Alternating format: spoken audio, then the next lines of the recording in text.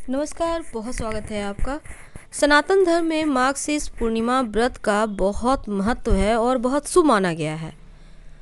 मार्गशीर्ष महीने की शुक्ल पक्ष की चतुर्दशी तिथि के अगले दिन पूर्णिमा तिथि आती है और इस बार 26 दिसंबर को पूर्णिमा है।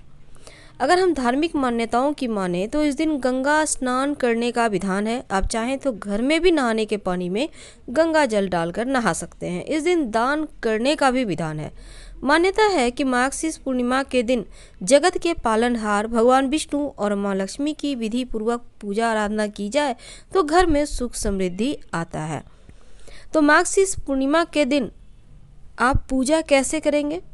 देखिए, इस बार मार्गशीर्ष पूर्णिमा चूँकि 26 दिसंबर को है और अगर हम पंचांग की माने तो पूर्णिमा तिथि 26 दिसंबर की सुबह 5:46 से शुरू होगी और 27 दिसंबर की सुबह 6:02 पर समाप्त होगी।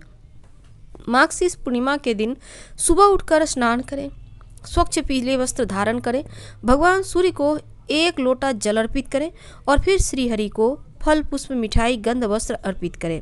माँ लक्ष्मी को गुलाबी या लाल फूल समेत श्रृंगार की वस्तु अर्पित करें और इस दिन सत्यनारायण भगवान की कथा पढ़ने या सुनने का भी विधान है। इस दिन माँ लक्ष्मी को सफ़ेद वस्तु का ही भोग लगाइएगा और मार्गशीर्ष पूर्णिमा का व्रत रखने से आर्थिक तंगी से छुटकारा मिलता है, पारिवारिक रिश्तों में सुख शांति आती है, रुके हुए कार्य पूरे होते हैं, साधक को मनचाही मनोकामना पूर्ण होने का आशीर्वाद प्राप्त होता है। तो इस दिन व्रत रखने से, पूजा करने से हर तरह के सुखों की प्राप्ति होती है और सबसे बड़ी बात यह है कि इस दिन करने वाला दान का फल अन्य पूर्णिमा की तुलना में 32 गुना अधिक मिलता है। इसीलिए इस पूर्णिमा को 32वीं पूर्णिमा भी कहते हैं। तो मार्गशीर्ष पूर्णिमा के दिन भगवान सत्यनारायण की पूजा जरूर करें और गरीबों को भोजन दक्षिणा आप दान जरूर करें। इस दिन कथा भी पढ़ा और सुना जाता है और इस दिन अगर मार्गशीर्ष पूर्णिमा, जिसे हम 32वीं पूर्णिमा कहते हैं, तुलसी की जड़ की मिट्टी से पवित्र नदी में स्नान किया जाए तो माँ लक्ष्मी भगवान विष्णु की विशेष कृपा प्राप्त होती है। चलिए सुनते हैं कथा। पौराणिक कथा के अनुसार एक बार नारद जी भगवान विष्णु के पास बहुत ही दुखी होकर पहुँचे और कहा कि उनसे दुखी मनुष्यों के कष्टों को देखा नहीं जा रहा।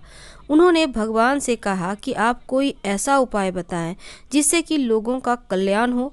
यह सुनकर भगवान श्री हरि ने कहा कि जो भी व्यक्ति सांसारिक सुख और मृत्यु के बाद मोक्ष प्राप्त करना चाहता है उसे श्री सत्यनारायण भगवान की पूजा व्रत जरूर करना चाहिए। भगवान विष्णु ने फिर सत्यनारायण व्रत के बारे में विस्तार से बताया। सत्यनारायण व्रत कथा का प्रारंभ भगवान विष्णु और नारद जी के वार्तालाप से होते हुए श्रीहरि के सत्यनारायण व्रत एवं पूजन की विधि के वर्णन के साथ राजा उल्कामुख, गरीब लकड़हारा, निर्धन ब्राह्मण, साधु वैश्य, लीलावती, कलावती, धनवान व्यवसायी, राजा तुंगध्वज और गोपगणों की कथा तक है। कथा सार ग्रहण करने से यह निष्कर्ष निकलता है कि जिस किसी ने सत्य के प्रति श्रद्धा विश्वास किया उन सबके कार्य सिद्ध हो गए। जैसे लकड़हारा, गरीब ब्राह्मण, उल्कामुख, गोप गुणों ने सुना यह व्रत सुख, सौभाग्य, संतति, संपत्ति सब कुछ देने वाला है तो सुनते ही श्रद्धा, भक्ति और प्रेम के साथ सत्य व्रत का आचरण करने में लग गए।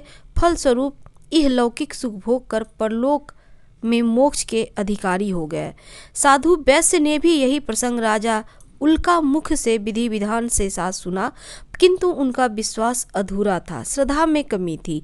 वह कहता था कि संतान प्राप्ति पर सत्यव्रत पूजन करूंगा।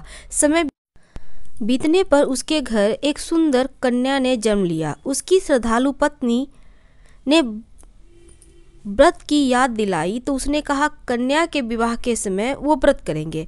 समय आने पर कन्या का विवाह भी हो गया, किंतु उस वैश्य ने व्रत नहीं किया। अपने दामाद को लेकर व्यापार के लिए चला गया। उसे चोरी के आरोप में राजा चंद्रकेतु द्वारा दामाद सहित कारागार में डाल दिया गया। पीछे घर में चोरी हो गई। पत्नी लीलावती, पुत्री कलावती भिक्षावृत्ति के लिए विवश हो गई।